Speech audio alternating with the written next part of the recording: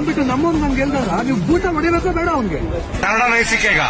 नहीं हाँ? नहीं, कन्नड़ नहीं सीखेगा? ये हिंदुस्तान है, ठीक है। इधर हम जो चाहेंगे वो बोलेंगे। कन्नड़ा लोग रह का रहे हैं हिंदुस्तान में, हाँ? हिंदुस्तान में रह रहे हैं।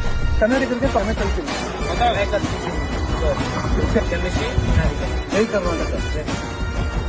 ಇದೇ ಕೊನೆ ಎಚ್ಚರಿಕೆ. ಒಬ್ಬ ಕನ್ನಡಿಗರ ಮುಂದೆ ಏನಾದ್ರೂ ನಿಮ್ ಮತ್ತೆ ಅದೇ ತರ ಜಾಂಚಲಿಕೆನ ತೋರಿಸುತ್ತೆ, ನೀವು ಇರೋದಕ್ಕಾಗೋದಿಲ್ಲ. ಕನ್ನಡಿಗರು ಏನು ಯಾರೆಲ್ಲ ವಿಡಿಯೋ ನೋಡ್ತಾ ಇದ್ದೀರಾ, ಮೊದಲ ವಿಡಿಯೋ ಹೆಂಗ್ ವೈರಲ್ ಆಯ್ತಲ್ಲ, ಅದರಲ್ಲಿ ಇವ್ರು ಏನೋ ಮೇಲ್ಗೆ ಸಾಧಿಸ್ಬಿಟ್ಟಿದ್ದೀನಿ ಅಂತ ತಿಂತಾ ಇದ್ದಾರೆ.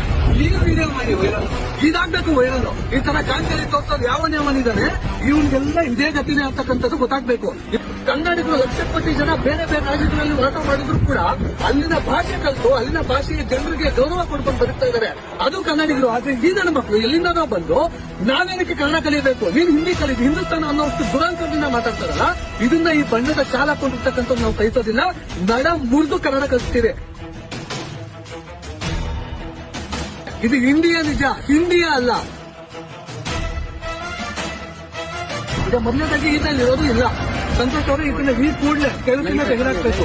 ರಾತ್ರಿಯಲ್ಲಿ ಈ ಕೂಡಲೇ ನಿಮಗೆ ರಿಟರ್ನ್ ಬಸ್ ಟಿಕೆಟ್ ಬುಕ್ ಮಾಡ್ಬಿಟ್ಟು ಇದನ್ನ ಕಳಿಸ್ತಾ ಇರಬೇಕು. ಇದು ಕ್ಷಮೆ ಕೇಳ್ದ ಅಂದ್ಬಿಟ್ಟು ಕ್ಷಮಿಸ್ತಕ್ಕಂಥದ್ದಲ್ಲ. ಏನಕ್ಕೆ ಅಂತ ಹೇಳ್ತಾ ಇದೀವಿ, ಪದೇ ಪದೇ ನಾವು ಕ್ಷಮಿಸುವಂತದ್ದು ಈ ತರ ಪ್ರಕರಣಗಳು ಹೆಚ್ಚಾಗ್ತಾ ಇದೆ. ಇದನ್ನ ನಾವು ಸಹಿಸೋದಿಲ್ಲ. ಈ ತರ ಮನಸ್ಥಿತಿ ಇರ್ತಕ್ಕಂಥದ್ದು ಯಾವನಿದ್ದೀರಾ, ನಿಮ್ಗೆ ಇದೇ ಉತ್ತರ.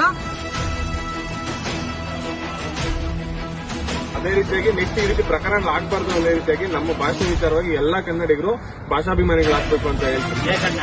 ಕನ್ನಡಿಗರಿಗೆ, ಕರ್ನಾಟಕಕ್ಕೆ, ಕನ್ನಡಿಗರಿಗೆ